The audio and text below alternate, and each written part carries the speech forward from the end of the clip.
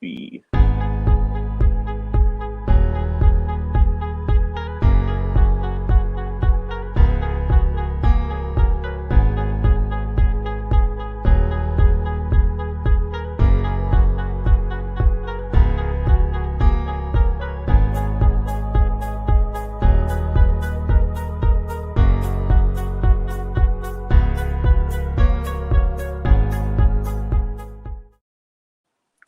What's good, everybody?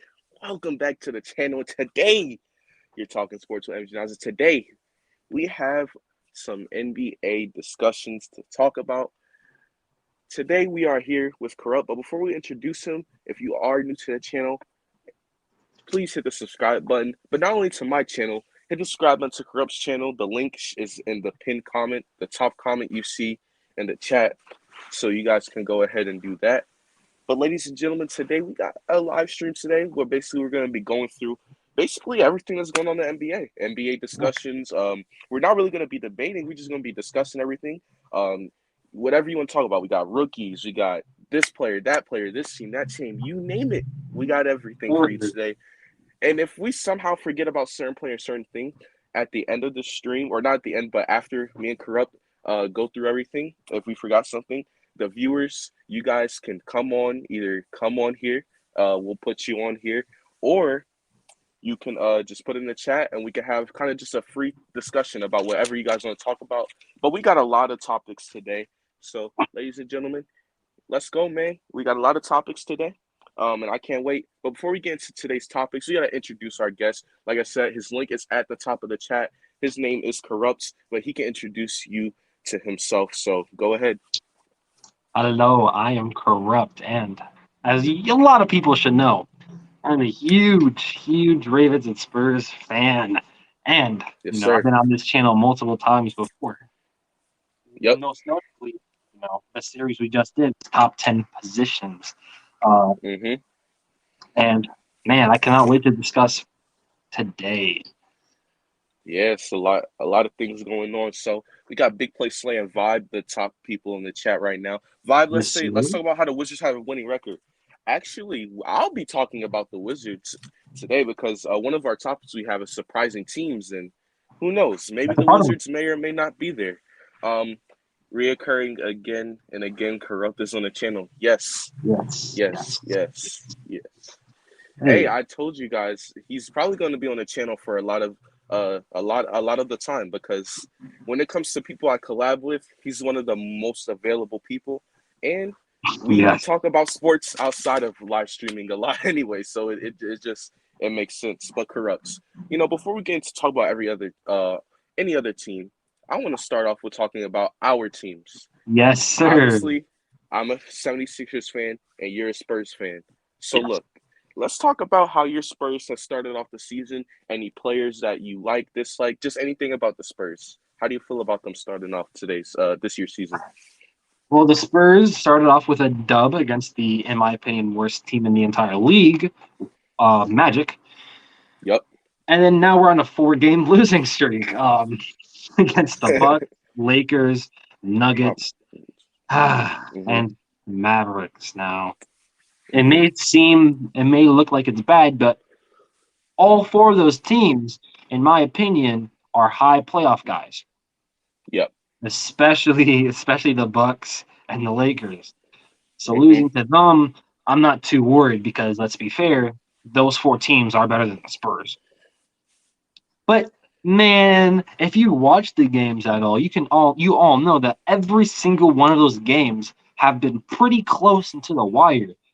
Man, it just infuriates me how we lose, especially against the Lakers. I wanted to beat the Lakers, and especially Russell Westbrook, so much on, I think it was Saturday night.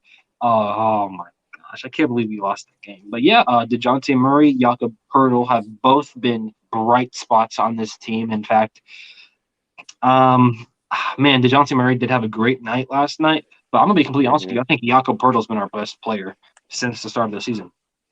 He has his nickname, Balaka, for good reason. He's one of the best rim protectors in the entire league, and he's been getting those shots up too, averaging around 15 points right now, just under the leading scorer, which is DeJounte Murray. But something I do want to talk about is DeJounte Murray, how he is right now top 5 in assists. Mm-hmm. He's the second best guard when it comes to rebounds, and he's Yep. also top 5 in steals. Also, my Talk bad. about He's tied. He's in like a 5-way tie for steals because there's like 5 people with 10 steals right now, including Matisse Thybulle. But yeah, dude, DeJounte Murray is actually been really good defensively. Also, then you got some other guys like Keldon Johnson, who's been pretty good. Lonnie Walker and Devin Vassell has improved. It's a good team mm-hmm. all around. Basically, what we're missing is that superstar player that everybody else has. Mavericks. Look at the teams we've gone against: Mavericks, Luka, Giannis for the Bucks. Lakers, it was actually Anthony Davis and Russell Westbrook. And the Nuggets, Jokic, who dropped 37 and Jokic. triple double, yada yada yada. Mm-hmm. It's basically we're missing that key, that superstar that everybody else that has. guy. Yeah, that guy. guy. You're missing that guy. So that's basically what's going on with the Spurs. We have good talent around them, good depth, good young pieces for the future, but we don't have that guy. So that's basically in the chat. Let's see. Karam, Oklahoma City Thunder fan. GGCU, the Sixers played you guys a few days ago. He says DeJounte Murray played well last night. I didn't watch the Spurs. Is that true? Yeah, DeJounte Murray, the past 2 games have been amazing. He's averaging about 17 points per game with 9 assists, 9 rebounds, almost a triple-double. Yep. So, yeah, like I said, DeJounte Murray is he's top 5/top 10 in steals per game and, of course, assists per game also. So, Vibe says hot take, or not hot take, unpopular opinion. In my opinion, East over West. East so far, yeah. Than West. Philly, Brooklyn, Milwaukee, Miami, Charlotte. The Wizards that's a good team as well so far. The Pacers, I'm gonna talk about them a little bit later. The Knicks, the Hawks, and the Bulls. The Pistons, he says, are the only really horrible team in the East. And when I look at it to start off the season, the Pistons. When you look at the West, the Suns have been struggling a little bit. The Lakers have been struggling, which we'll get to some struggling teams later too. So, yeah. There's only been like 4 teams who have not been struggling, which are the Grizzlies, the Warriors, the Jazz, and then I always forget I guess. And the Nuggets. That's it.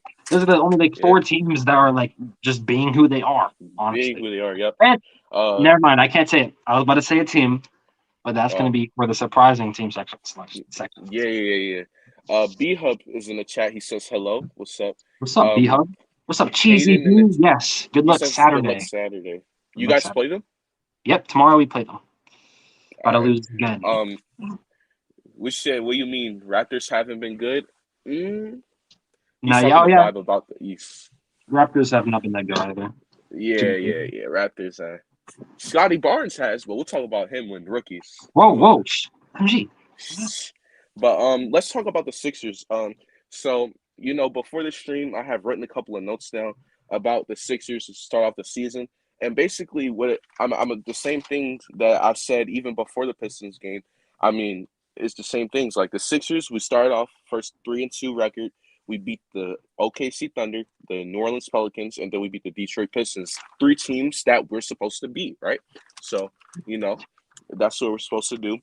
Joel Embiid is a little bit banged up. You can tell his knee is bothering him, but he's still carrying the team. Last night against the Pistons, had a 30.18 rebound performance. Against Oklahoma City, he had 22 points. Not the greatest scoring night, but he did have 6 rebounds, 6 assists, and one of the best blocks of the season over against Darius Bazley, saying not in my house today. Tobias Harris has also been good, getting his consistent 20 points, 9 rebounds a night, just being aggressive when he's driving to the paint. Added a little bit of using more of his floater that we've seen a little bit out of him last year, rebounding the ball well. Another guy who I think can be really good this year if he can be consistent is Furkan Korkmaz. And when he's been hot, when he's been on fire this season, he's been draining threes. He's always been a really good 3-point shooter. It's all about consistency with him and not taking shots that's out of his range or, that's too deep for him. And when you talk about guys like Matisse Thybulle, you got Shake Milton, Andre Drummond, a few role players. Andre Drummond, I mean, he has games where he has 14 rebounds, has games where he has 10 rebounds. He's a good defensive rebounder. We all knew that. And he's not the best big man, or he's not like what he once was in like Detroit, where he had like 20 points, 20 rebound games. But he's a good backup for Joel Embiid to give Embiid the proper rest. Matisse Thybulle still trying to find his shot offensively, but defensively he's been exactly what I expected. Just getting steals and blocks all over the place. It's been amazing. But the thing about the Sixers that we got to get better at, we got to organize the offense a little bit. Sometimes it's just throw it to Embiid and let him figure it out, or throw it to Seth Curry and let him shoot it through. We got to kind of get more organized and more Yeah. unpredictable. And Danny Green sucks. He has to get out of the lineup. What you mean? Danny Green sucks. Danny, This year, he has not been good. Danny Green has not been good this year. I mean, I have it written right here on the paper. I had everything I just said, and then I said, and Danny Green sucks. and Danny That's Green. just what it is. He hasn't been good since the Raptors. He hasn't been good since the Raptors, bro. BF says, I like to see Tobias be more aggressive. And that's the thing about organizing our offense. Sometimes we just do the thing where we just let Embiid and Seth Curry run the pick and roll, and just it's either Embiid, give it to him in the paint, or Seth Curry shoots the ball. I would like to see Tobias Harris get a little bit more of touches sometimes, especially when Embiid is on the bench. I think that's where Tobias Harris really is going to be coming along this season. And if he can be that second guy, the number 2 option for at least a playoff team for us, then I'll take that. I'll take that. And then whatever happens with the Ben Simmons situation, that's just gonna play out itself. But hey, man, the Sixers 3-2 start. A little bit of inconsistencies with the offense, and the Danny Green just sucks. That's the bottom line. And Shake Milton came back yesterday, and he didn't look too bad. So Shake Milton keeps coming in, finds his shot again. I think Shake Milton's going to be an amazing role player for us this season. See, that's the kind of the difference, because the Ravens, the Spurs have been pretty organized. We passing the rock, all that kind of stuff, but the talent's not there. Like the thing with the 76ers, you have a bunch of talent. Tobias Harris, Joel Embiid, Matisse Thybulle, you have a bunch of talent like that. We have a lot of late round picks because we are good for that little amount of time. Our only lottery picks right now are Lonnie Walker and Devin Vassell and Josh Primo, who's not even playing, right? So the best talent we have is Devin Vassell, and we've been. Our offense has been pretty good. Or not offense, my bad. Our schemes have been pretty freaking good, and our defense has been amazing also. But the biggest thing we don't have the talent, right? And since we don't have the talent, you see us go on runs where we're just cold. Last game against the Mavericks, we're up 25-5, and then after that, we did not make another bucket from the first 4 minutes left of the first quarter to about 5 minutes into the second quarter. That's 9 minutes without a bucket. That's the difference. That's the difference. You want to know the problem with that is too? You lost that veteran, DeMar DeRozan, because if you have a veteran in your locker room, he knows you can't put your foot off the gas, and that's what you guys kind of did, and you guys got a little bit too comfortable with the veteranship of DeMar DeRozan. Maybe you guys continue the blowout and you guys go out there and get the job done, but not having that veteran team. And I know with the Spurs, you guys need to start going a little bit more younger. Got rid of Aldridge finally. You got rid of DeRozan. So you're starting to go younger. But it is sometimes you do need that veteranship. And losing Patty Mills, losing DeMar DeRozan, I believe you guys lost to Rudy Gay. Just losing these guys is just such a benefit. And not a non-benefit, excuse me. And then you guys probably trading Thaddeus Young in the coming weeks is the veteranship is leaving. So DeJounte Murray, he has to lead that team, and he has to not be a veteran, but he has to be a great leader. And I think it's only going to come with time with the Spurs, because you got guys with potential. It's just that they haven't maximized it yet, or they haven't started getting there. Like DeJounte Murray is he's starting to get to his full potential, but Lonnie Walker still has to work on a lot of things. Devin Vassell's coming into year 2. Keldon Johnson had I wouldn't say a breakout year, but people figured out who he was last year. He's still coming into his own.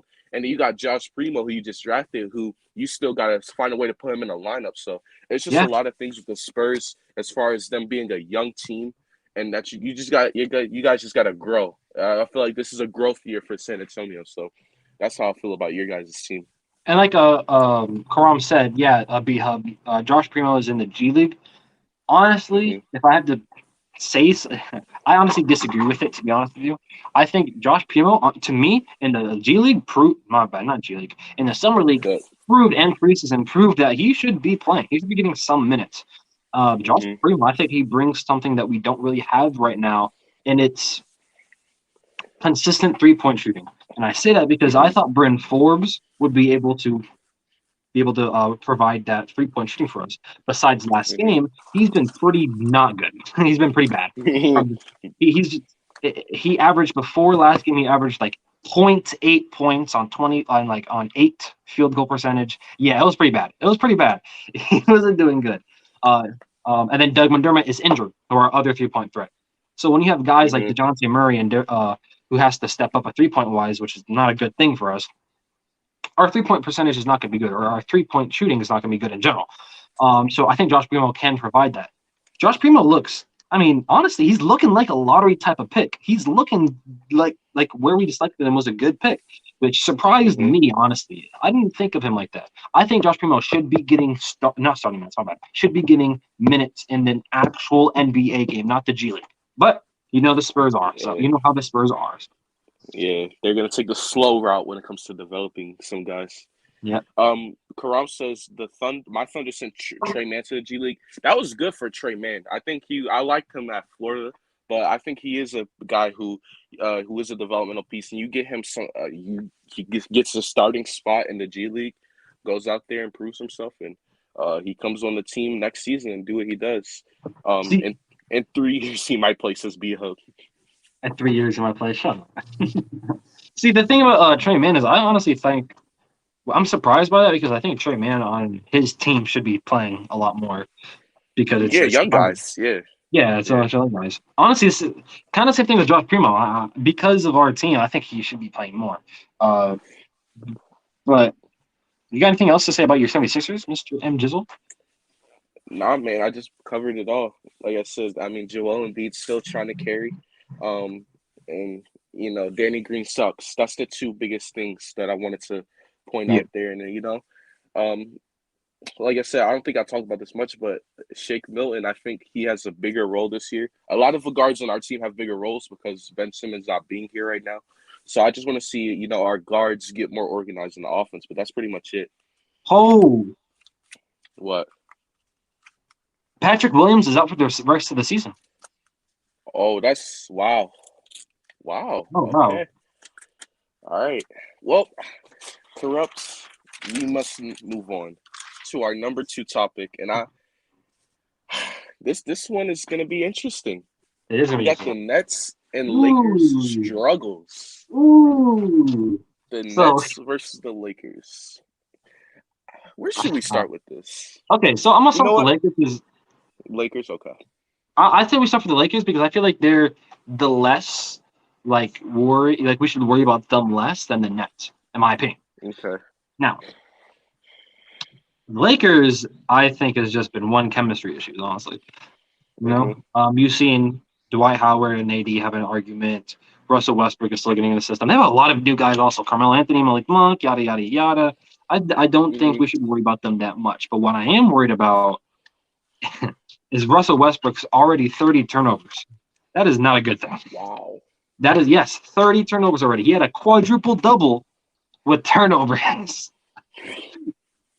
That's the. That's I crazy. think it's just one. LeBron's also been hurt for the past 2 games. 2-3 games. Yeah. Yeah, 2 3 games. Calm down, guys. Lakers, I think, are fine, but I think it is still Mm-hmm. something to point out that if this continues to go down this lane, it's not going to be a Mm-hmm. pretty season for the Lakers. It's not going to be pretty.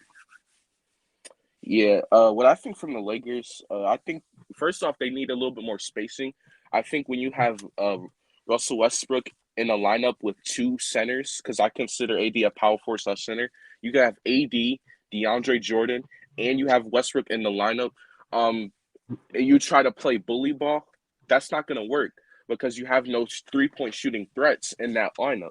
So you're going to have guys when they played the Warriors. And someone I watched broke down film on this where you got 4 guys basically crowding the paint because the Lakers with their 2 center Russell Westbrook lineup is no spacing there. There's no 3-point shooting there. You're relying on Malik Monk to be your sharpshooter.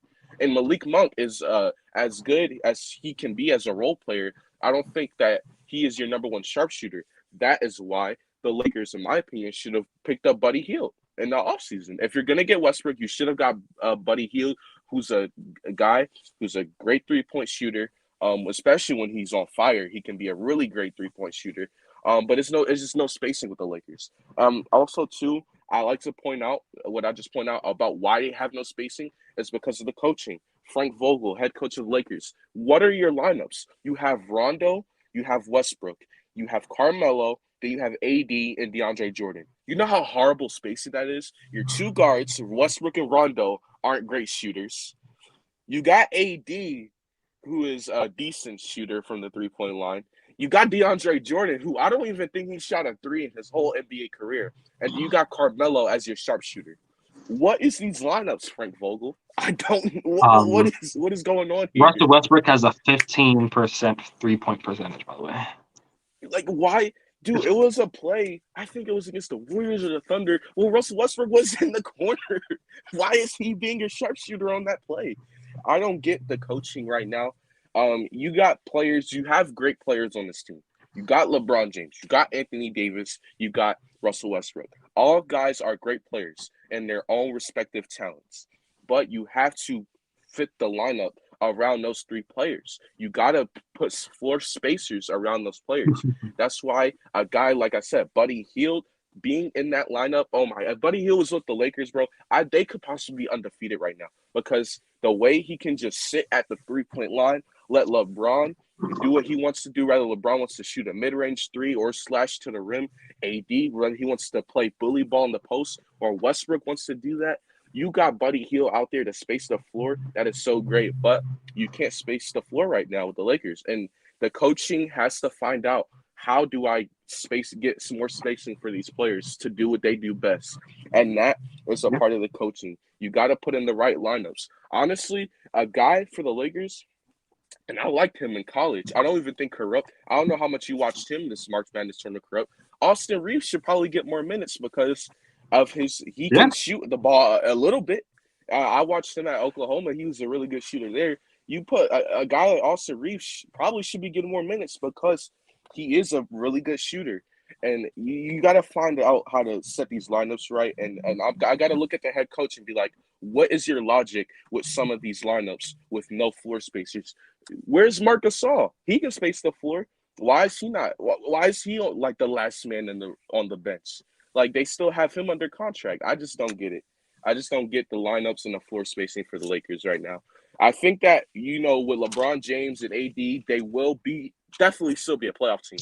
They definitely will be a team that you have to be. They're going to be a threat when it comes to playoff time. When it comes to NBA championship, they're going to be a threat. But my thing is, how are you going to put these players in great positions when you got your two guards, Rondo and Westbrook, who sometimes play together? They can't shoot the ball, and you just got no floor spacers around your big men. I just don't understand that. But at the end of the day, though, I think they have a lot of talent there. They just have to get more. They have to get more games together, especially Russell Westbrook and Carmelo Anthony. Carmelo Anthony looked pretty good 2 games ago, right? I know he had a dud last game, but he was shooting that ball. He was shooting the hell out of it. And then, of course, Russell Westbrook against my Spurs. And even last game against the Thunder, they're pretty freaking good, honestly. They choked. They choked. They choked. I just think you just need time for them. You need time for them. Anthony Davis is also not starting off pretty good from the 3, yada, yada, yada. They'll be fine, I personally think. Now, the real question is, though, what about these Nets? Brooklyn Nets. I mean, what I have here for them, I mean, they start out, they're 2-3 at the time of this live stream recording. The Nets have a 2-3 record. Nets are under 500 right now. And listen, I want to get this straight. KD is that guy. KD is that guy. But he's not getting a lot of help around him for what I've seen from the Brooklyn Nets.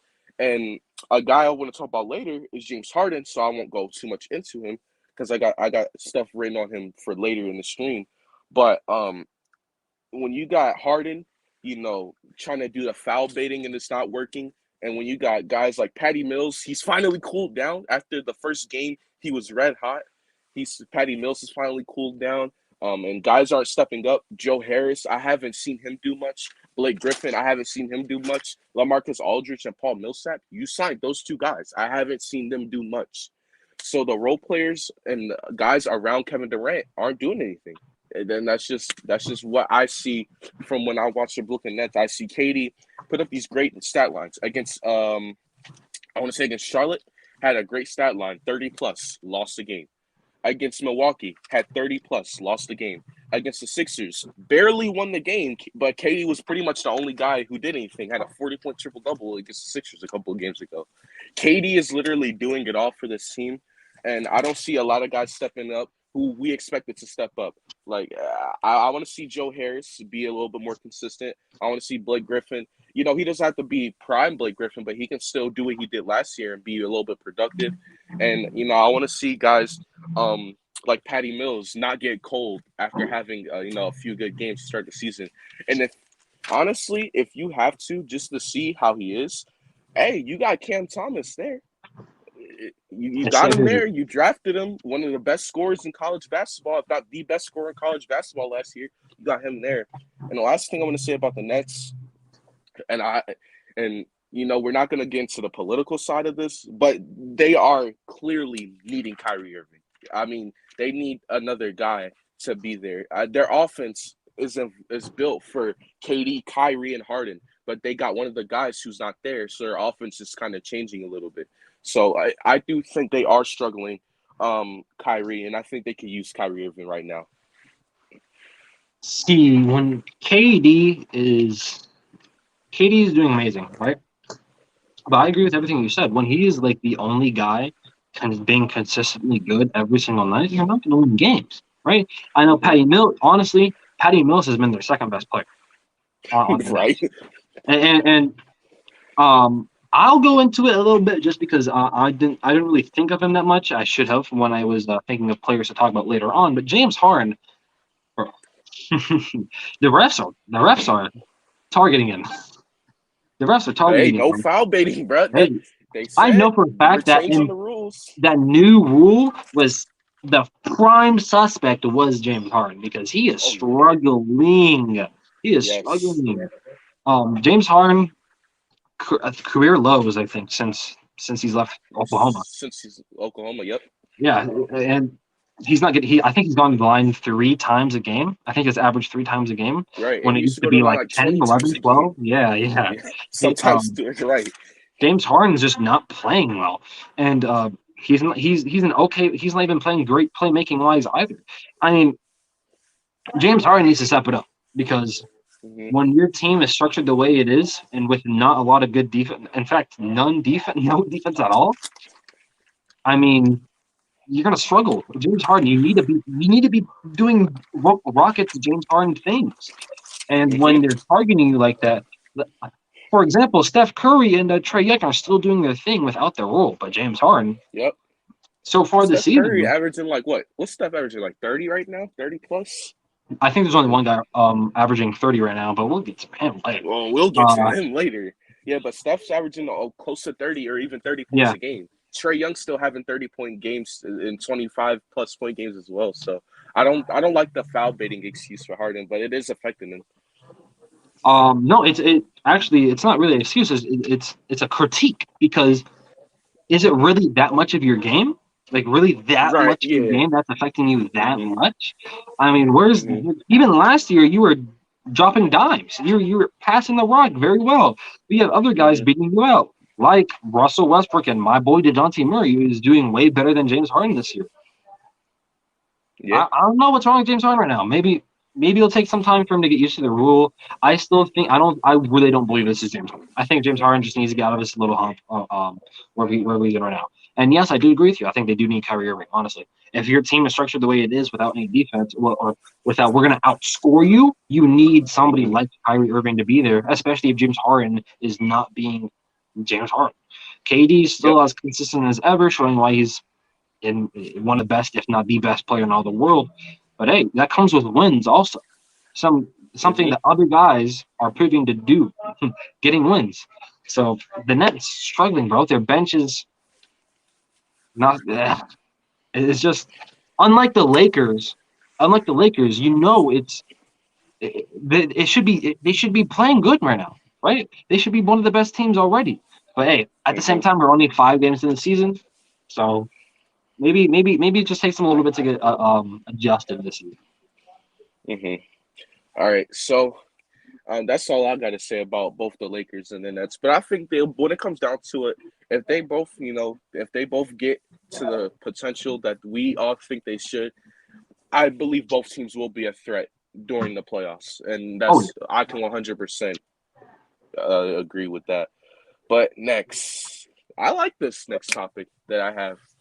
Um, Next, we want to talk about guys who aren't even legal to drink. We got to talk about the rookies, correct? We got to What, you talk talking about about me the and you? rookies. What's going on? We got to talk about the rookies in the NBA who are like 19 years old. Oh my, Um, they're born in the 21st century like us, bro. We get in there. yeah, Soon we're gonna be they're like, really dang, they're in the technically same year our as me. generation. Yeah, Yeah, that's crazy. they're Crazy. our generation, born in the 2000s, like both of us, or early 2000s. Yeah. But got some rookies here, man. Um, I'll start off with this. Some rookies that I've been looking at this year to Hmm. start off the season. My favorite right now, because I've watched a few games of his in a few moments, is Evan Mobley. I've been watching a good, I guess, I would say a good amount of Cavs games, but I've probably been watching Cavs games more than I ever have since LeBron left.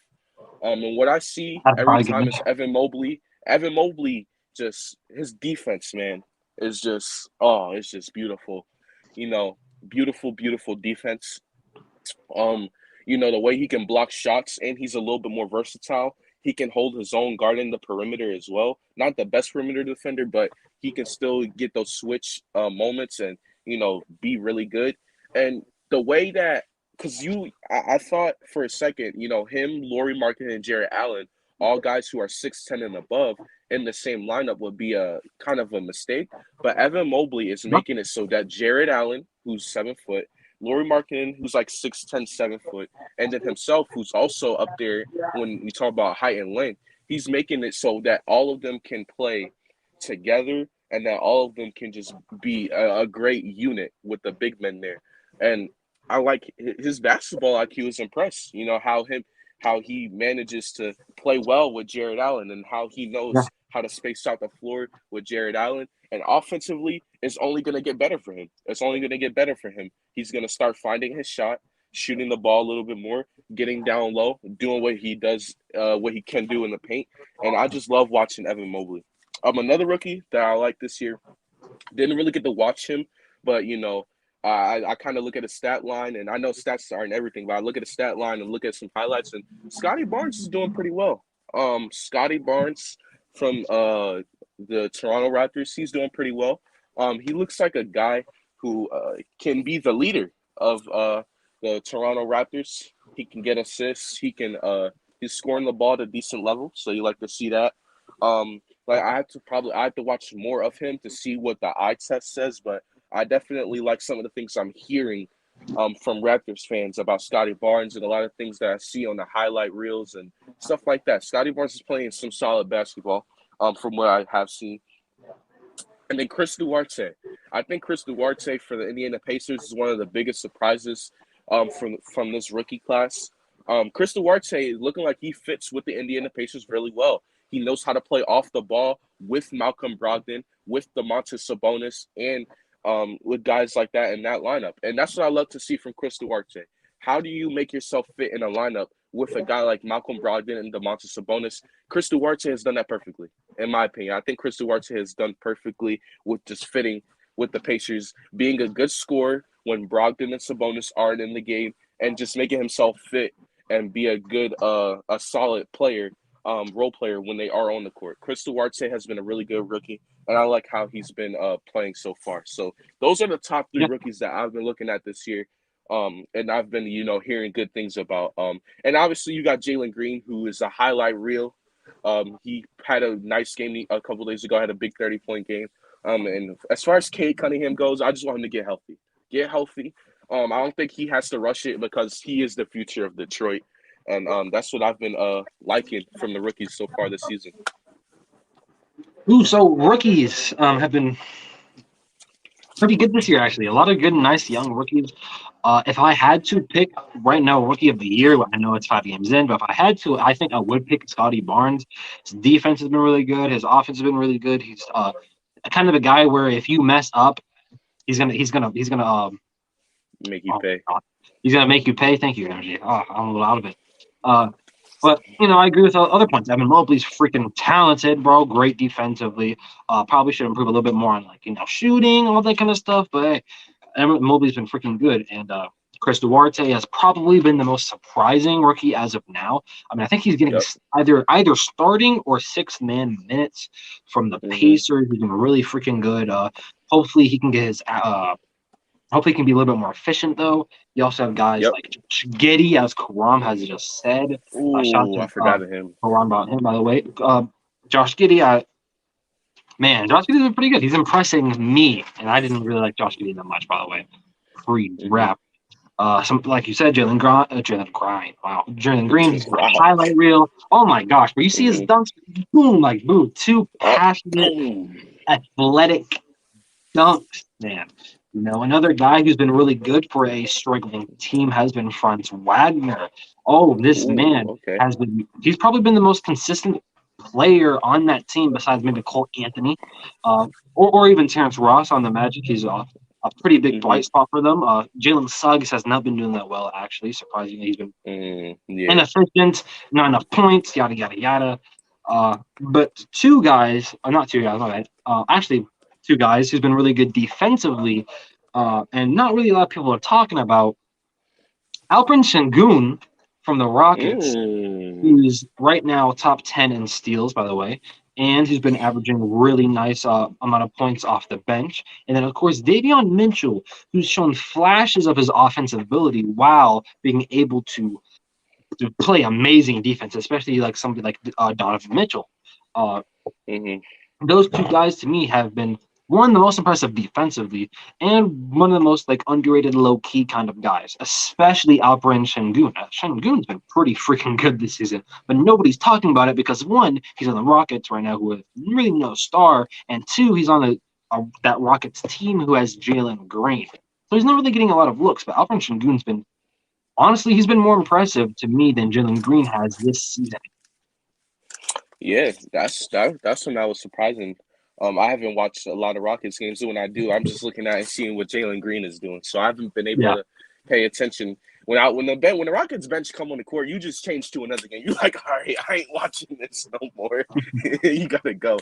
But now it gives you the reason to watch the Rockets bench. So that's good to see. I like what Davion Mitchell's done defensively this year. But yeah, gotta be more efficient offensive wise. But he has those flashes. He has those flashes offensively where he looks good. Against the Warriors, I believe, he dropped 21 points. So he was pretty freaking good. I mean, Davion Mitchell. Man, Davion Mitchell, is my favorite player from this draft. So if he can do what I think he can do, he might be the best player in the draft. Okay, I'm just saying. All right. So look, another rookie that I also want to get healthy is Jonathan Kuminga. Because I think Jonathan Kuminga, if he's developed correctly, will be a very, very great player in the NBA. I just want him, Cade Cunningham, to just get healthy as well. And Jaden Springer's not getting no minutes for us, so there's no reason. There's nothing to talk about our rookies because Jaden Springer he's just not getting minutes. Yeah, Josh Primo's in the league, so. Yeah, but I like what Josh Giddey has done as well. He's been he's been making a name for himself on the Thunder team, which is hard to do because no one watches the Thunder. But he's found a way to make a name for himself, and that's really good. But any other rookies you like to discuss? Any other ones? I can't wait for Cade to come back. I'm waiting for Cade to do something. Josh Primo, I gotta wait for him.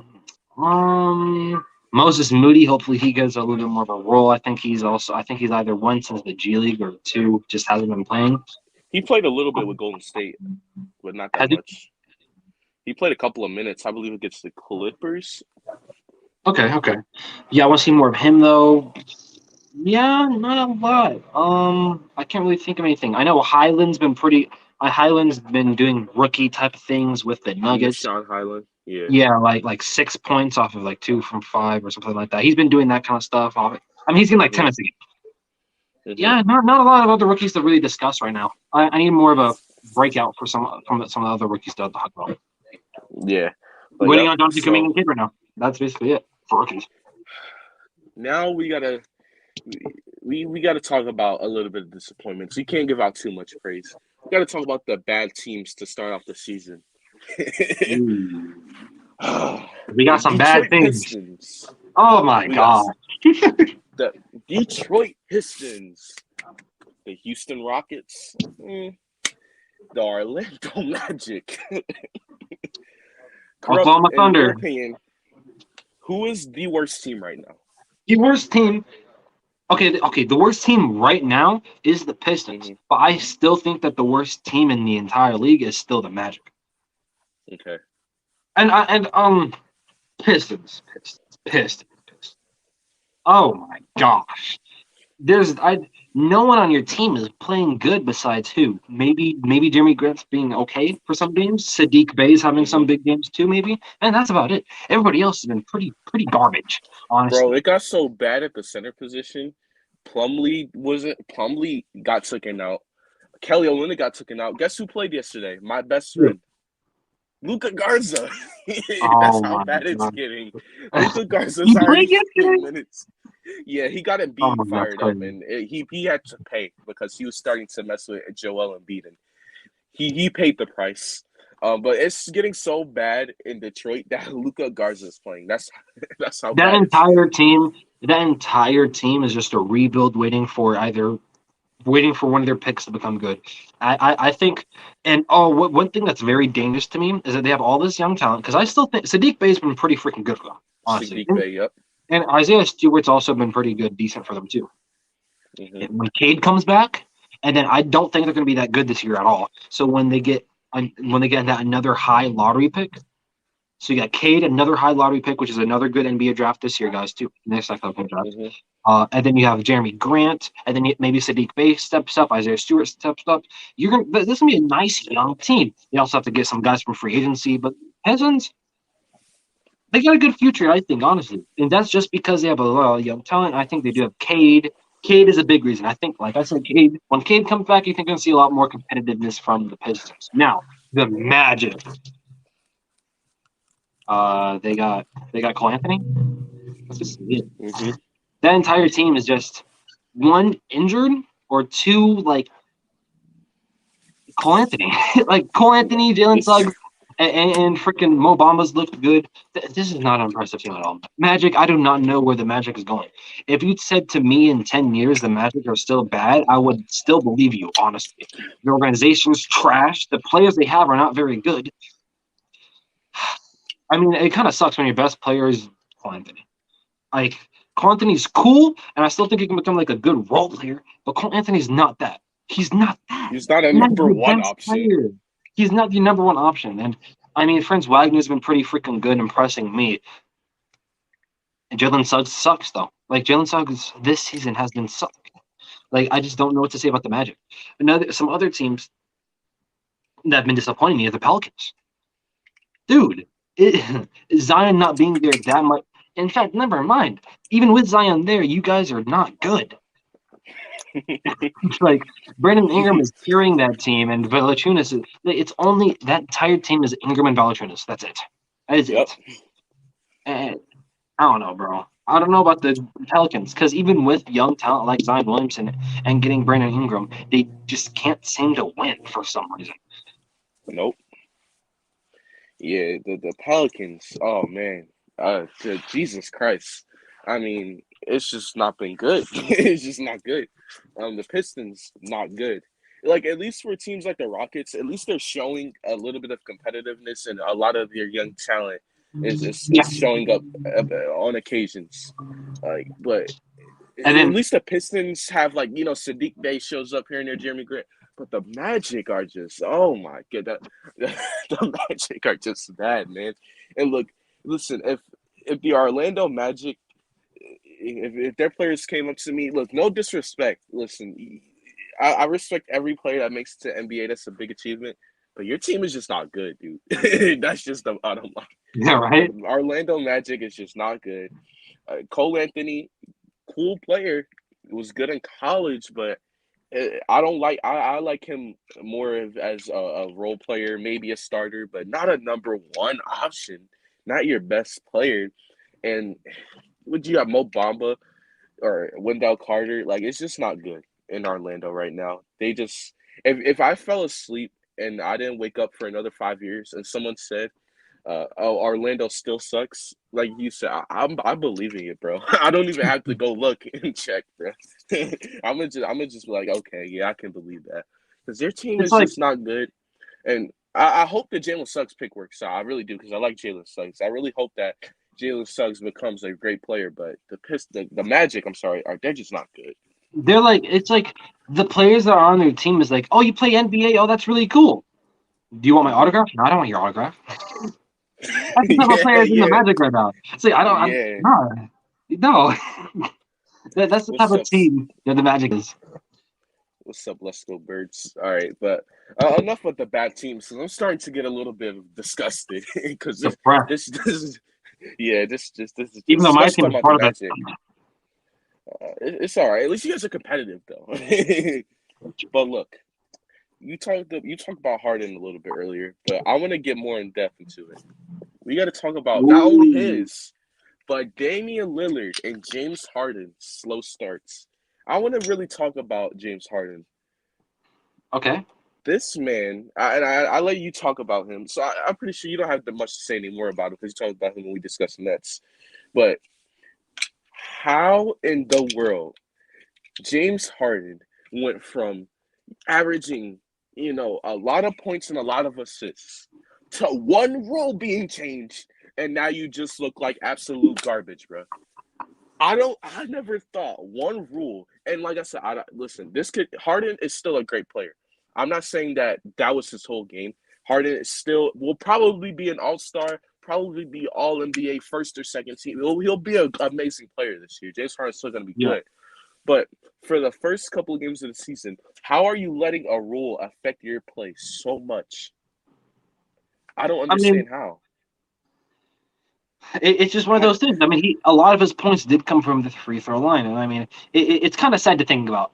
And somebody did say in the chat, you wouldn't call Harden a slow start, but honestly, if you look at the stats, 16 points per game off of 35 field goal percentage. Come on, bro, that's a slow start. That's a slow Yeah, that start. for James especially Harden, for James Harden, like for yeah, James that's Harden standards, like all right, if he was like freaking, we were talking about, let's say, we were talking about Chris Duarte averaging 16 points. All right, that's fine. But we're talking about James Harden. This guy yeah. averaged 36 points per game in 2018 or The last 2019. time he averaged 16 points per game was in 2012, by the way, um, about a decade ago. I'm concerned about James Harden. This rule he got. Okay, you know what? Let me look at this again. Oh, okay. He goes Mm-hmm, from about averaging around.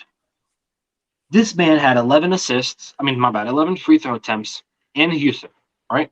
mm-hmm, And for a little bit, right? A little bit before he leaves Houston, he gets around seven free throws a game. And that's still a lot. mm-hmm. Now he's down to 3. He's cut that in half, a little bit more than half. That is not a good thing, and that is affecting him a lot. But here's the thing why I'm still mad, right? He's averaging. Even last year when he was averaging only 7 free throws a game, compared to his like previous like 11 and 12 in Houston. He Mm-hmm. still was averaging 25 points per game off of decent efficiency and getting 10 assists a game. About this Mm-hmm. year, yes. He's getting like 7 assists a game, but bro, off of 16 points off a bad on a bad field goal percentage and off of 4.5 turnovers a game. Come on, bro, James Harden, this is not you. This is not you. I do think the rule is affecting him a little bit, but I don't think this is affecting him as much as like I think the free throw excuse is over exaggerated, in my opinion. I think James Harden is just having a bad start, to be honest with you. And Damian Lillard, I don't know what's happened, but CJ McCollum is now the number one option for the Portland Trailblazers. I, I don't know what happened with Dame over there. Dame is still. I'm not as concerned with Dame because Dame has those runs where he's cold, honestly, compared to a James Harden who doesn't really have that unless he's in the playoffs. But Damian Lillard does have those cold runs, and CJ McCollum is a player that has those hot streaks, which he's in right now. But Damian Lillard is still kind of weird because, the past 2 seasons he's been Dame time, and so far it's been CJ time. So, what do you think about Dame, though? And James Harden? I think Dame is just cold, honestly. I don't think it's that he's fall off. I don't think that he sucks now. I don't think that he's washed. I just think Dame is cold. It's just that it is. He's still getting shot attempts. He's still, getting some open looks. It's just that he's just cold. And that happens. That happens with players in the NBA. But I didn't expect him to be this cold to start off the season. And then, like I said, James Harden, I think the rules affected him. But I think James Harden is still a skill player. Like, come on. He still has one of the best step back threes of all time. And he's still a very talented player. He's still a great ball handler. He's still a great playmaker. He can still, without getting fouled, he can still get to the lane, drive in the lane. He can still shoot the ball. So the rules should not be the big excuse for him, but obviously at certain points in the game, it does affect him because you do see moments where he tries to do the foul baiting and the flopping, and the refs are not calling it. They say, no, you got to go play defense now, buddy. Like, no, we're not calling it. So it is what it is. But Dame, I just think he has to take it a little bit slow. Don't try to rush into your shots. Set your feet, take smart shots, and, everything else will come. The logo, three-pointer, all that stuff is going to come. Right now he's what's up? I was gonna say right now he's averaging 33 field goal percentage and a 17 3-point percentage right now. Yeah, not good. We need let's take higher percentage shots so your percentage can get higher. Let's take you got to get the efficiency up, and it's gonna hurt the team in the long run. Not even right now. If Damian Lillard is cold and he is shooting 33% from the field goal, the whole season, then that's gonna hurt the team. And so Dame just gotta, like I said, just take it slow, get in the rhythm, and then you can start doing Damian Lillard things, which we all know. When Damian Lillard is hot, we all know the things that Damian Lillard can do. So that's what I had to say about Damian Lillard. But corrupt. Now, let's go to some teams that may have shocked us a little bit. Let's go to some surprising teams. Let me take this off here. Well, some of these teams I'm not really shocked about. Just because, especially 2 of my hot takes of the season, which were the Hornets being in the playoffs. Who right now, the Hornets, they're looking like they're, pretty freaking good. Miles Bridges has broken out and become like some sort of star these last 5 freaking games. Looking better than LaMelo these past 5 games. And of course, LaMelo looks like he's improved from last season. You got some other guys stepping up. PJ Washington, James Bouknight have some pretty good moments.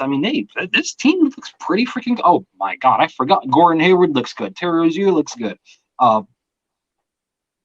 Nice, a lot of young talent pieces, and right now I think they're 4-1. This Hornets team is pretty good, sitting atop of the East, tied with the Knicks and the Bulls. So yeah, you also got another team who I said that would be in a play-in in the West, which are the Timberwolves, who are right now I think the 3rd seed in the West. Dude, Anthony Edwards and especially Karl-Anthony Towns has been stepping up. This Timberwolves team deserves some love, I think. If you want to go into other guys, the Kings have also been really impressive. De'Aaron Fox, my guy, has looked amazing. Harrison Barnes has looked good. Rashawn Holmes is one of the most underrated centers in the league, in my opinion. Of course, I mentioned Davion Mitchell from earlier. Buddy Hield shooting lights out. This Kings team is pretty impressive, and honestly, if they keep playing like this, they're going to be a team. They're going to be a kind of a threat in the West, also along with the Timberwolves. Yeah, I got some other. You got other teams too? I got a couple other teams, honestly, to talk about right now. For example, the Cavs have surprised me this year.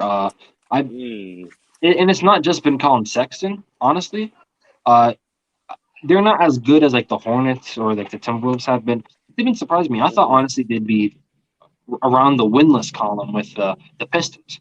But no, the guys surrounding them like Jared Allen and Evan Mobley have been surprising. You also got the Wizards, who have been pretty Mm-hmm. freaking good with Cal Kuzma, Spencer Dinwiddie, and Bradley Beal. That team's also in the playoffs. The Knicks surprised me. I didn't think they'd be that good, but honestly, Kemba Walker and RJ Barrett have both improved from last season so far. And then, of course, a team that's been surprising in a bad way has been the Suns to me. The Suns have been losing games they shouldn't have been winning. They should not have been losing, honestly. I'm surprised they've only won 2 games so far this season, especially with Chris Paul, who has not looked that good, by the way, and then Devin Booker. Yep. I mean, a lot of surprising teams so far, but it is only 5 games into the season, to be fair. My biggest surprise is the Washington Wizards. The biggest surprise. To be able to win games when Bradley Beal is not in his mid-season form is crazy. I mean, for Kyle Kuzma and Montrezl Harrell to do what they've done so far, Montrezl Harrell looks like sixth man of the year. Montrezl Harrell, it's great to see. Spencer Dinwiddie looks like he fits well in what they want to do there. And it's just all looking great there for the Washington Wizards. They're 4-1 team to start off the season. Excuse me. And yeah, I just love what they're doing here. And when Bradley Beal gets hot, and if these guys can keep playing like how they are, this Washington Wizards team, they were 8th seed last year. I don't know, man. If they keep up what they're doing right now, they could be better than what they were last year as an 8th seed. So I just love what they're doing around Bradley Beal. The role players are stepping up amazing, and that's what I like to see from them.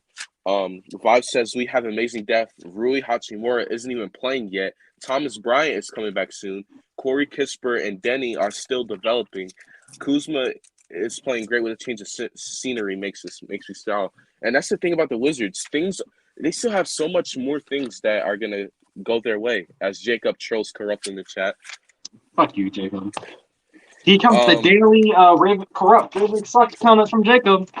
Crazy, bro. Yep. He comes in every single stream just to do that. Can't believe it. Another team that everyone else finds surprising, but I don't, is the Bulls, because I figured with the offseason they had that they'd be good. Excuse me. They started off 4-1, and that's what I expected from them. Another slight surprise is the Golden State Warriors. I knew that they'd be good without Clay, but not this good. They started off the season 4-0, got their first loss last night. I didn't know they come out, beat the Lakers, and the Clippers are, but they came out and they beat the Lakers in game 1, and they look so great since then. Lost the overtime game last night, which they could have won as well. The Warriors have came out and looked good, and what I'm not surprised about Steph Curry. Last night putting up 36, putting up 41 against the Clippers. I'm not surprised about what he's doing. I'm surprised about what guys around him is doing. It looks like defensively, Andre Iguodala just fits in the Warriors system. He just fits defensively there. I mean, with all the memes of Andre Iguodala's side, he just fits in the defensive scheme just very well. Draymond Green being the anchor of the defense has them playing great. And then offensively, you got Jordan Poole, who is stepping up for them this year. Andrew Wiggins hasn't been too bad. Damian Lee has been all right as well. You got guys outside of Steph Curry stepping up on this offense with James Wiseman,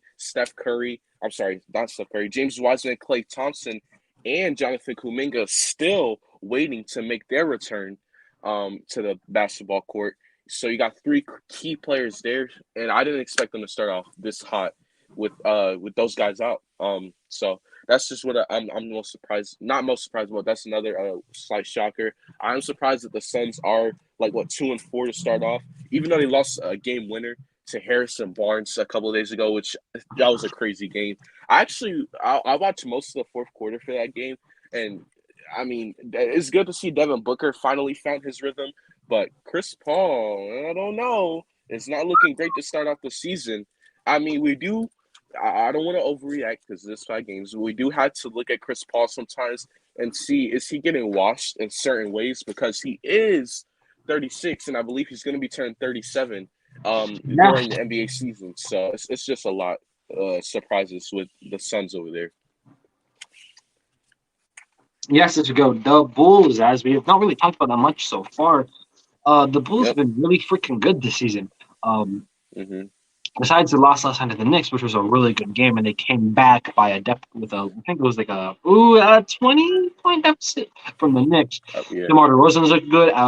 Alex Caruso's looked pretty freaking good. Lonzo Ball, past 2 games have not looked great, but he's still a pretty good piece for them. Levine's looked freaking great. Patrick Williams, sadly, he has a Injury. a season-ending injury, but he Mhm. looked.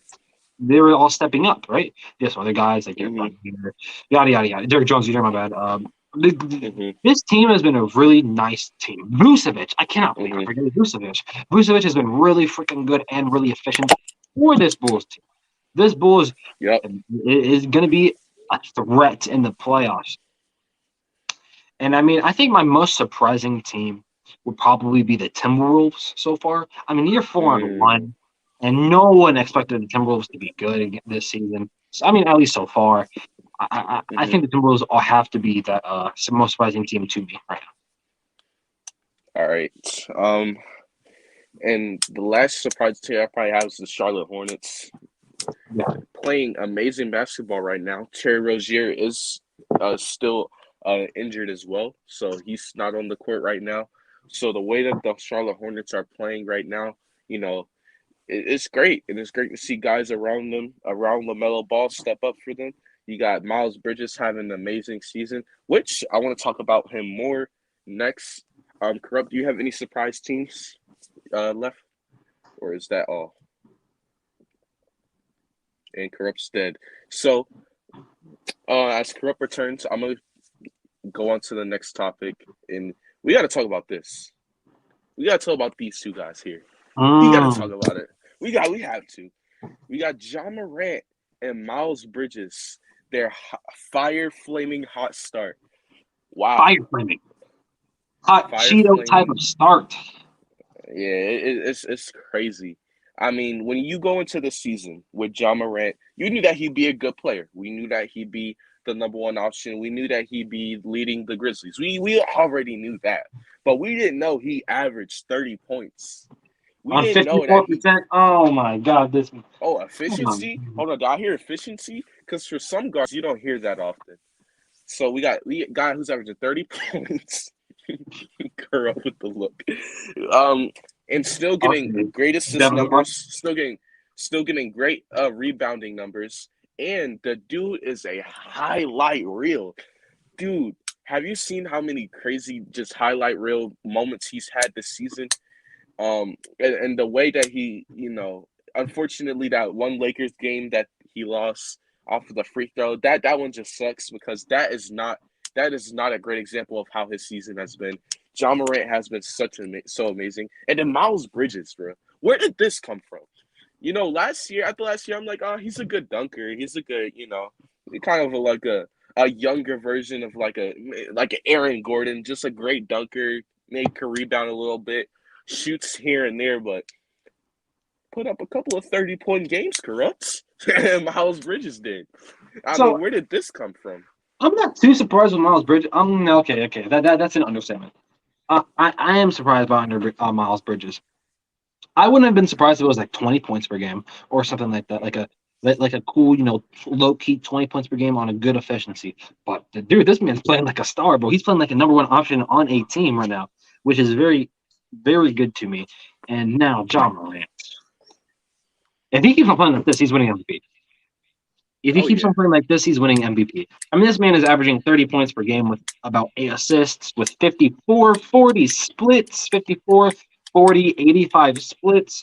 I mean, this man's playing a great defense. Also, he's got to turn down his turnovers quite a bit. But if he does, dude, this man's MVP level right now. Like, he's playing as an MVP. And, Mhm. there's been conversations about him versus Zion for the number one pick for 2019. And I mean, there's that like always the argument with him and Zion, and right now Mhm. he's beating Zion. He's doing better than Zion in my opinion. And yes, that goes with the being injured for Zion, Injuries, all that kind of but stuff. But dude, best John ability is Morant, availability. Best ability is availability. I love that saying. And John Morant's been going to the playoffs, unlike Ryan Williamson. Just saying. I mean, I don't know. John Morant has been my favorite player to watch this season. This man Yes. has been clutch, has been consistent, has been playing good defensively, efficient. John Morant's freaking amazing. MG just died as soon as I was about to end my Nah, statement. I can still hear you. I just gotta. I'm about to do something real quick as we get in before you into our next topic. Like, But yeah, there's been a couple other guys who have a fire start. For example, CJ McCollum. CJ McCollum's been pretty freaking good this season, along with John Morant and Miles Bridges. Uh, and these wins are affecting these wins, my bad. And their play styles are affecting how they win. I mean, the Trailblazers, um, I actually didn't think they'd be I can't speak today. Trailblazers are actually higher than I thought they'd be as of right now, and MG just died. Oh my gosh. The Hornets are 3-1 right now. The Grizzlies are 3-2 right now with some impressive wins against the Warriors. With teams like the Warriors. I mean, these guys are playing freaking amazing. Freaking amazing, bro. Oh man. MG just died. We're just about to get to the free discussion also, where we're about to like discuss with like some of you guys what your favorite parts of this NBA season has been. Uh, I don't really know what to talk about right now. Oh, and all he's right. back. Yes, I am back. I went to go post some links in the chat and it just kicked me out. It said nope. Okay. But soon, a little bit, you guys can join. But listen here about John Morant and Miles Bridges. These guys are the top two candidates, in my opinion, for the most improved player. Corrupt, who would you give it to right now if you had the choice? Well, I mean, I'd give John Morant most valuable player right now, but Ooh. but it's Jaw.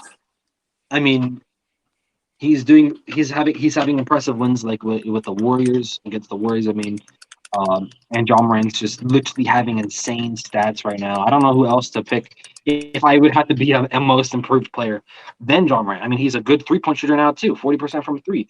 I mean, Mm-hmm. um, if I mean, just because I think John Morant's going to be, if he continues playing like this, if he continues this, I think he would be MVP. Miles would probably get most improved, but right now it's easily John Morant. Easily John Morant. I mean, he'd be He said averaging 30. easily. He'd be averaging 35 right now if it wasn't for that one 25-point game. That's how good John Morant is right now. He had to have a Mm-hmm. 25-point per game to make him down to 30. Like this guy's playing out of his mind. Yes, yes. You know who else is surprised? Who's having a good start? I know it's not anyone on the screen, but Jared Allen has been pretty good actually. He's been elevating his game, adding. He had a he started shooting a little bit more mid-range jumpers. I've seen recently. Jared Allen has been actually playing fairly well this season. Karam says I was watching that Grizzlies versus Lakers this post Sunday. He looked impressive. Yeah, he did. He did. He had a great game against the Lakers. Just the one shot he couldn't make it. But that sucks. But Corrupt, anything else you have to say about these two fellow No, players here? no, these two are great freaking players, and I hope they continue to do this because I like both of these players.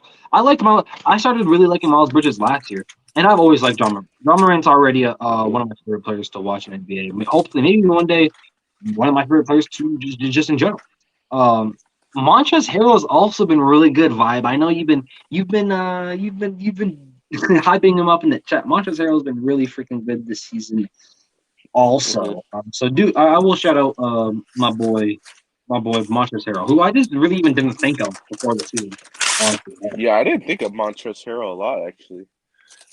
Before the season started, I knew he was there with the Wizards, but I'm like, before the season started, I'm just like, I guess, he's just there, but he's looking like he's back to his sixth man of the year level, and that is what you want to see out of Montrezl Harrell. But Corrupts, we talked about our teams, the Lakers and Nets. A lot. struggles. He talked about the rookies. He talked about Damian Lillard and Harden's slow start. We talked about John Morant and Bridges here. We talked about surprising things. But now we're gonna give everyone else, in the chat. I know Vibe has been talking about Montrezl Harrell. Everyone else in the The chat, Wizard. the rest of the stream is what I like to call the viewer's choice segment, where if we missed anything or if you guys want to talk about anything else, the choice is yours. The floor is yours. I dropped the link in the chat so you guys can join. You guys can join up on the stream here. Y'all can come up on here. If y'all can come and talk to the stream as well. So whatever you guys want to talk about, you can come, click the StreamYard link, come on here, join, and talk about whatever you like. So Vibe, you want to talk about Montrezl Harrell? We can talk about literally the rest of the stream could be about Montrezl Harrell. It's up to you. So Montrezl Harrell. Go. Yes, but I have to use the bathroom, so I will be right back. Hey, bro, I've been drinking too much water. What are some of your guys' favorite? Leave. I'm talking to the chat, MG. God damn. What is your favorite games have been that you guys have watched this NBA season? I think my favorite game that I've watched has been the Spurs-Lakers game. That was a great freaking game. Even if I did get pissed, that Spurs versus Lakers game was freaking amazing. And the way Russell Westbrook and Anthony Davis brought that team back, pretty impressive to me. Another great game. I so wished that I stood up. I stayed up for that Warriors Grizzlies game because I would have loved that game. Yeah, Grizzlies Warriors was freaking amazing. I wish I stayed up for that one, B-Hub. And B-Hub, I better see you get in here now. I better see you join that link right freaking now and joining StreamYard. I better see that. Wizards, Pacers. I don't remember that game. I don't remember the game at all. The king has returned, ladies and gentlemen. The king has returned. I've been here the entire time. What? No. The actual guy has returned. So, let's see who we have here. We got Wizards versus Pacers. B-Hub's in here? Yeah, get in here. Get in here, B-Hub. Right. No, I'm telling B-Hub to join. All right. Oh, I thought you said he was waiting for me to. So he give him 10 minutes. Okay, he's on his way home. Vibe. So I asked the chat what their favorite games from this year was. I said Spurs Lakers. I also said Grizz versus Warriors was amazing, as B-Hub said it. Wizards Pacers, yeah, 134 to 135. That was a freaking great game. I was turning one off. One of my favorite players to watch. One of my favorite defenders to watch. Sabonis went off. Let's see the Wizards. How'd they win? Spencer Dinwiddie. That's how they win. Spencer Dinwiddie's been really freaking good this year. Hey, after that injury, he's been playing good basketball after the injury, man. Yeah. I kind of underrated him, honestly. I underrated him. I was more on the Levert's so much better than Dinwiddie train. But Dinwiddie's been proving me wrong. Well, since that's the topic we're on, games to watch this year. The Clippers and Warriors was a really good game, especially at the end. The Suns and Kings.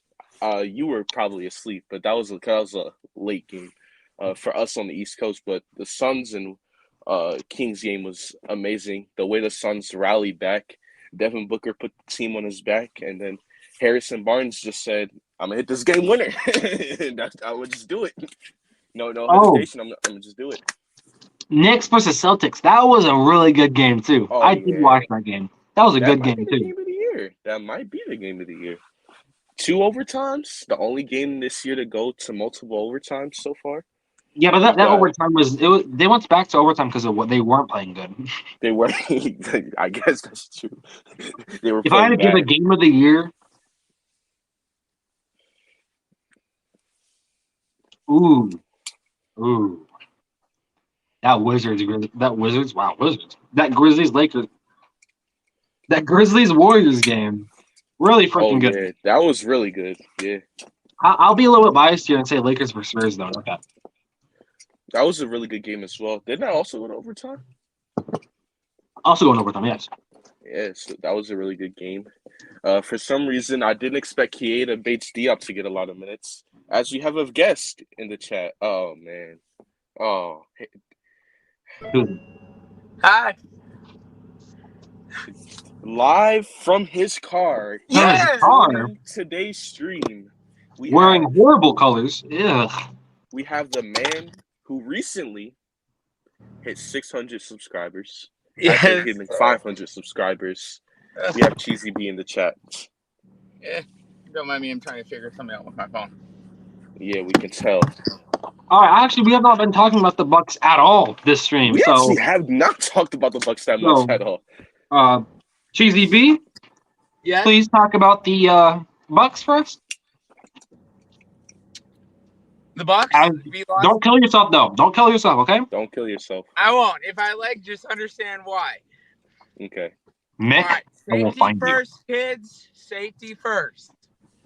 Yes, thank you. Yes. Wow, Cheesy Wow, B. Hayden's being smart, guys. Wow. Wow. Maybe you use that to, brains to brush your teeth. No, I'm just Hayden. He died. He died. There he is. Oh, no, there he is. First, Mick, I will find you, bro. I will find you. Mick. Oh, you talking about that Mavs and Spurs game? Oh, that was a masterful performance by the Spurs last night, Mick.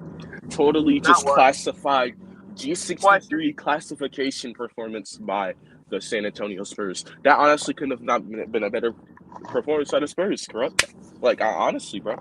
I'm being real, bro. That was just such a great performance from the Spurs. Hayden, talk about your Bucks, though. What's been up with them? All right, so the Bucks are 3-2. The reason why we lost to the Timberwolves is because we literally got basically half our team back except for Brooke Lopez and Drew Holiday. So the bench and the starters don't have the true chemistry since we basically wiped our bench and improved it, in my opinion. So the bench has to get chemistry going with the starters. That's why that's why we're 3-2. And I do not want to discredit the Timberwolves or the Heat. They both are great teams. Okay. Well, yeah, Timberwolves is a team we talked about earlier as a surprise team for us. Yeah. I have the Timberwolves making the play-in? Playoffs. Wow. He hits the Timberwolves making the playoffs. Another overreaction by GTV? No. I you sure? No Cavs was the biggest start this year? You sure, bro? Hey, the Cavs was the biggest start in the East last year to him. That is facts. I mean, Colin Sexton, he dropped 40 against the Nets, right? Bro, yeah. Why do you think we didn't lose in the NBA playoffs? We didn't face the Cavs. Oh, okay. That is true. That is true. You're not wrong. The Cavs weren't there to stop them. They weren't. Hey, but the Heat is actually another team that I've been kind of underrating this season. We haven't talked about them today either. Yeah, we didn't talk about them today. Jimmy Butler's been playing out of his mind. I can't lie. Defensively, especially, Jimmy Butler's been playing out of his mind. Bam Adebayo is really freaking good this season. Mm-hmm. And he's one of my favorite centers. Bro, Tyler Hero's the reason why I hate the Heat so much is because Tyler Hero's going to get overrated this year if he starts being consistent. Yeah. Tyler Hero's been pretty good though. Tyler Hero's been pretty good this year. So, bro, he's just one of those guys because he shoots the ball so much, and that's what everyone likes nowadays. He's going to be so overrated. Watch, he averages 20 points through a 10-game span. Oh my God, Tyler Hero! Look at him! And then he goes back to averaging 15 for the rest of the year, and it's oh, where's all the Tyler Hero stands? He just looks like one of those guys that you just know he's gonna get overrated because he's the definition of a player you will want a role player you will want in this era who can just love shooting the ball. I have a question for you guys. I already gave my hot take for the NBA season. What's your guys's? My hot take for this NBA season would probably be See, I don't know if that's a hot take. No, that's not a hot take, What's actually. your take? Because What's your take? I had the Celtics being like a 7th or 8th seed and getting bounced in the first round. That's what I expect from the Boston Celtics this year. I expected the Celtics to be 17, honestly. Same. Yeah. And they get like first rounded. But like Tatum, obviously Tatum and Brown does good. But I just don't see the rest of that team being consistent. I know we're 5 games in the season. Oh, no. But I think my hot take. Baby. Say it! It cannot be worse than any of my worst takes. Look on the bright side. I think, and I know it's only been 5 games, but I think these have to be a sample of what we're gonna get for the future. I'm gonna say John Morant is gonna win MVP. Bro, me too. Me too. Never mind. I don't have him winning MVP. I just lied. Morant. The Spurs will make the playoffs or something. You know who I think's gonna win MVP this season? Who? It's gonna be Mo Bamba. That's my hot take. Mo Bamba wins the MVP. Like, come on, bro. He's a 7-foot machine. John Morant is my MVP. I expected a big year from him, and he's not living. He's living up to it. Fuck, I kind of don't want to agree with you anymore. Bro, and you can verify, and you know I am too. I'm a huge John Morant fan. Like, he's my favorite player. Now Kurup's not gonna like him because you're gonna jinx him and ruin him. If you jinx John Morant, I will never like you ever. Bro, we're gonna get your channel taken down, bro. Hey, Kurup, yeah. I like the Bucks. They won the chip. I guess. And We'll trust his luck. We'll trust his luck for basketball. We'll trust Hayden's NBA luck for now. But if one thing starts going wrong, Corrupts, we are going up to Hayden's house, and we will personally that's it. Hayden won't even remember what happened. That's how bad it's going to be. But like I said, ladies and gentlemen, in the chat, the StreamYard link is a little bit up in the chat, not that far up. If anyone else would like to join, and yes, this is the viewer's choice segment. What's up? Hey, yo, chat. What are some of your hot takes for this season? Yes. I share my 2 hot takes. I want to know your guys. Yeah, I don't really have like a hot take. I love doing hot take. Another hot take I really have right now that I'm really liking so far. I think the Kings could honestly surprise some people, make the playoffs. I have a huge hot take that MG knows about. The Bulls are fucking frauds. Jesus Christ. They're frauds. I've been saying it. Hey, listen. And we're back to Hayden being dumb. Hold on. Hey, every great team has their hater, and no one's been hating on the Bulls yet until now. So now he just confirmed the Bulls being a great team. Sports. I'm always gonna hate Bro, Chicago. the Chicago Bears could be 17-0 going into the Super Bowl against a team that you know that the Bears are gonna beat, and Hayden's still gonna choose against the Bears, knowing that Hayden's gonna put like $1 million on the Bears to lose, even though he knows in his heart that the Bears are winning. But he's just always gonna say bad things about Chicago teams.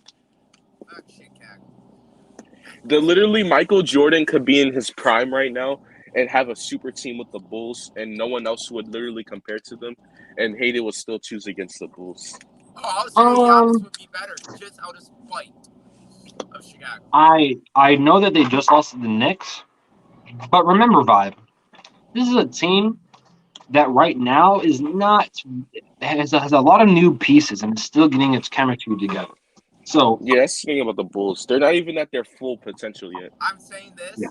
If the Bulls make the playoffs, they're getting eliminated in the first round in 6 games. I mean, to be honest, with how deep the East is starting to get, I wouldn't be surprised by that. The thing that's especially if they miss that 4th seed mark and get to like the 5th or 6th seed, then I can definitely see that happen. You know what? You know what my hot take is? What? Zach LaVine will be top 3 in MVP voting. I hate LaVine. He can go fuck himself. I hope you're wrong by a lot. Nah, Bean's a fucking Bro, I stud, didn't bro. mind DeMar either. Now I gotta hate DeMar. That's the Hey, you thing don't have to hate DeMar. You don't have to hate DeMar. I do. I hate everyone in playing for the city of Chicago. Wait, but weren't you a Blackhawks fan at one point? Yeah, I really didn't pay attention. It was so. But you were still a Blackhawks fan, bro. Don't let Hayden fool you, bro. I'm Hockey can gonna go put you in fuck the middle so everyone themselves. can see you, I don't care bro. This about guy hockey. was a Blackhawks fan, bro. Don't let him fool you, bro. He likes Chicago. He was a Blackhawks fan. Him right here. Him right here. He was a Blackhawks fan. I just want to say I'm almost to my destination safely. Really? You being smart and driving safely. Who asked? Yeah, who asked? All right. We have the man, the myth, the legend. Another content creator is joining the chat with 800 plus subscribers, getting close to 900 and 1,000. It's We a have bitch. the Lions fan, Big Play Slay. Oh, bitch. What up, yeah? So, Big Play Slay, my question is for you. We talked about the Lakers earlier, and how they're starting off struggling a little bit. What's your thoughts on that? I just think it's the lack of chemistry. I think the chemistry right now it's not there. I mean, I've seen some type of good chemistry from AD and Russell Westbrook that I think if they can move forward, it can be very explosive. And if LeBron's also on the court, imagine what that can do. For LeBron, AD, and Russell Westbrook, it can create a lot for the other players on the court. So I think if it just picks up a little bit, I just cannot wait to see how this offense and defense looks to full potential. Yeah, most definitely. I think with the Lakers, and like I said, Frank Vogel has to be better in putting their lineups together. He has to be better in that department. I mean, the coaching has to be better. You gotta make sure your players are focused, not fighting with each other, doing all those things. I just think if coaching is better, chemistry is better, the Lakers will be better. Yep, I agree. All right, we have another guest that's waiting. Oh, shit. Cowboys fan.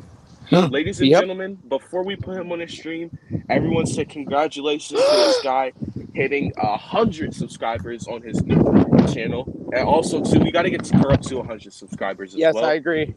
We got B-Hub. Thanks to Tom Grassi. We got B up to 100. So now we got to get Corrupt to 100. But ladies and gentlemen, next person that would like to call in, B-Hub, is in the chat. Hubbard. It is B-Hub. This is the viewer choice segment of our NBA show with me and Corrupt today. And today, what we discussed with the Boston Celtics, or at least I did, was that I think that they're going to be a first-round playoff exit. What are your thoughts on that? It's a solid take right now because the bench has been god awful. Yeah, I just don't think. I mean, Tatum and Brown are going to be great, but I just don't think the players around them will be. And with Al Horford being a freaking can't play back-to-backs anymore, it sucks. Yeah, oh yeah. I mean, that age, man, it's going to get to him.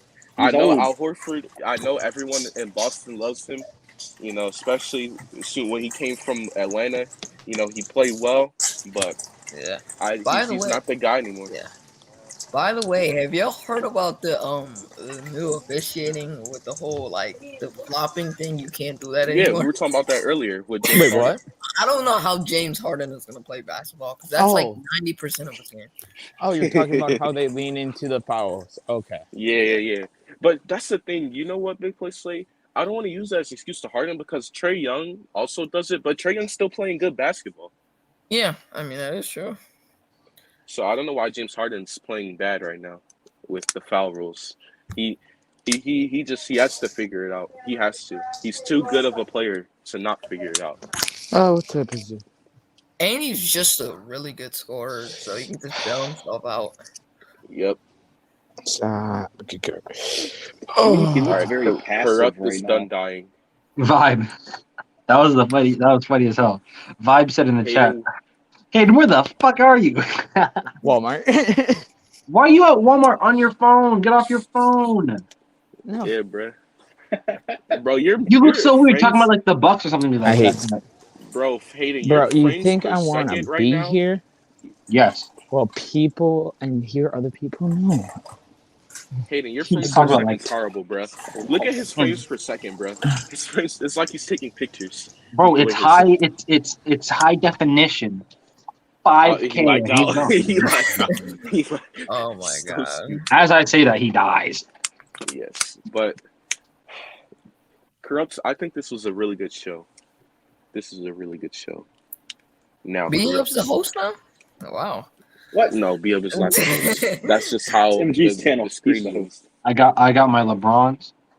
Hey, there you Fire, go. fire. Hey, I got Air Force Ones right here, if that matters. Oh, LeBron's guys. disgusting. Fire. Guys, I have to introduce you guys a new member of the family. And he has been she has been with me for about 6 days now, almost a week. We got the new high definition headphones. Yes, sir. Finally, Yes, let's go. sir. Thank you. Yes, Oh sir. my god. Look at see Corrupt. Look how doesn't that feel way more comfortable? Doesn't It that is look way so more much comfortable. better? Bro, you don't have Oh. tape around them, bro. You just got look at that, bro. They're not big either, bro. They're not like the size of two brains combined on your ears, bro. Like, bro, this was Corrupt's old headphones. This is what they were. This is Corrupt's old headphones. Now, bro, you can wear it with your hat, and it doesn't. They look can too still big, hear. bro. Like, see, look at that. And put up your other headphones. Like, No, compare them, bro. just get those headphones out of sight, bro. Just get them. Yo, out of look at the sight. comparison. Look at the comparison, bro. Look at the new headphones, bro. They just look at them, bro. They just look so much better. Like, they're smaller, they're more convenient. They're just come on, Corrupt. That's such How a much benefit. did it cost you? $100. That's a good That's not investment bad. for some good headphones. That means they won't break easy. Those were good headphones too. They didn't look like it. They weren't good anymore. They were washed up. They were retired. They're ready for retirement. They're ready for retirement. He's been through a I lot. should go to LA. Right? Retirement home. Let LeBron use those headphones for his pregame. Maybe he'll fix his doo-doo hair. No. Maybe he'll fix Kevin Durant's hair. Oh my gosh, you see that? God. You see Kevin Your Durant's headphones- hair? He Bro, has your a bald headphones spot right on the top of his dome. Bro, It's Your okay. headphones It's are okay. more washed. Your headphones are more washed than James Harden's looking right now, bro. Damn. That's a violation. That's just. But you that's see, your new bullshit. headphones look like John Morant right now. See, look, bro. My headphones look like Durant. Bro, look, your Hayden headphones look like decided to Kyle show up. Kuzma from last year. Hayden's connected with Facebook on the stream right now. Kyle Kuzma. Yeah. Yeah, because females being a bitch. That's fire. Hayden, your frames per second is like 1. Good. I could switch on to one more Wi-Fi. Oh. And he's No, dead. Hayden. Oh my God, Hayden's making me lag. I can't even. I'm trying to kick him out the chat, and it's like lagging on his thing. Oh my god. All right, let's go. All right, why am I all by myself? Hayden just made me lag. Now we'll look at Corrupt. Hey, I am back. What's Now we'll up? look at all No, of us. do me. What's that? All right, who wants to be solo? Me. Yeah, I have a face, Emily. Yeah, only people with faces. Yeah, let's respect now- that. I Yeah. technically have a face on my profile, so. Hey, rate the fit. Nah, we're not Yeah. fit right now. We're gonna rate B-Hub's fit. Okay, you got the what is that hat? Sure. Okay, What is that hat? Hey, you got- Oh. Celtics. All right, 1 out of 10. Hey. Next. All right, rate the fit. Come on, we got the headband. Okay, you got the Phillies headband. Okay, looking like you about Yeah, to. we got Bryce the Harper. t-shirt, bro. Come on, bro. Okay, you got some gains. You got some gains. You got some stretch Hey, marks on your bro, shoulders, honestly, though. look- You look like you're going to prison with that tank top. 3 out of 10. Hey, bro. Hey, The bro. drippiest 3 out- YouTuber on YouTube. Not MG's the you. new Zach Randolph. That's a thing. Come on. Come on. Oh, come on. Let's see this. Let's see. Oh, yes, the Tim Duncan shirt. The Super Bowl champion, by the way. Ravens, Baltimore. So we got championship. We got championship. Championship player, championship team. Okay. Corrupt's coming on with championships. Who got the best? Who got the best drip, chat? Who got the best drip? Come on, I got the best. Come on. All right, I'm gonna give them numbers. 1 is MG, 2 is Corrupt, 3 is B-Hub. Who got the best? Numbers. Get 2 right now. Come on, get 2. Let's go. It's gotta be 3, bro.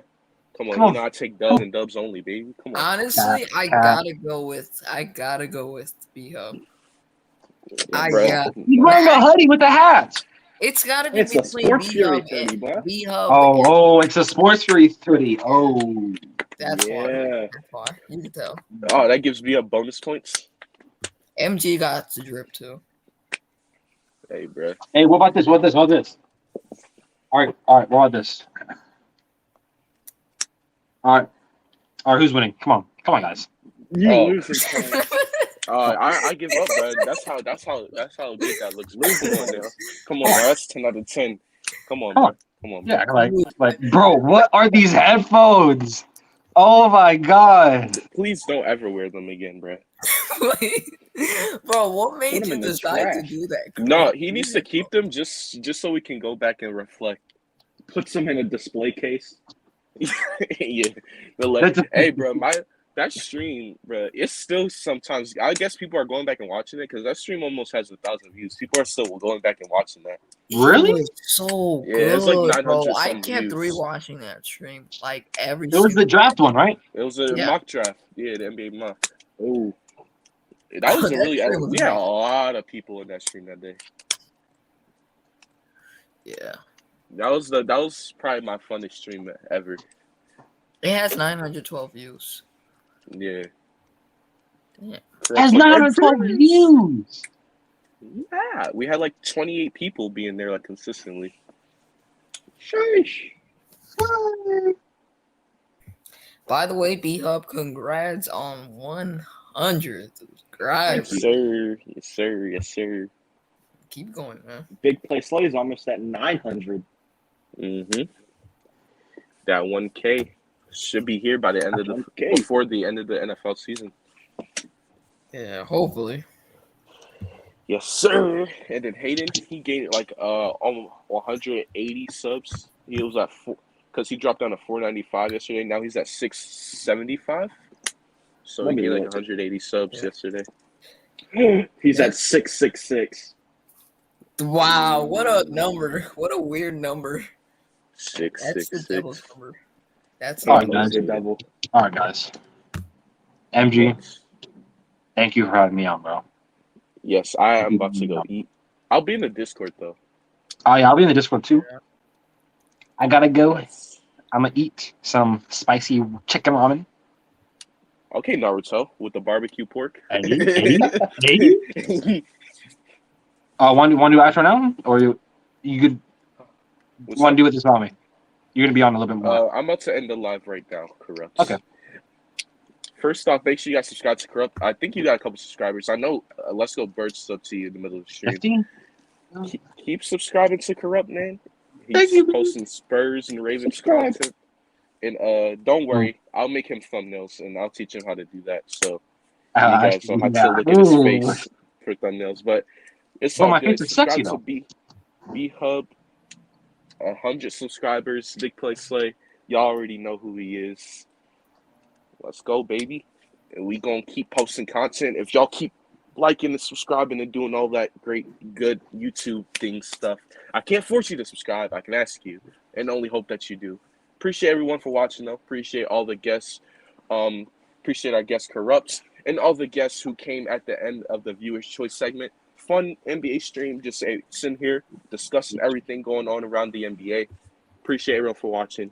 You've been talking sports with MG Nas, and ladies and gentlemen, we are out. Peace. Peace. The Cowboys suck.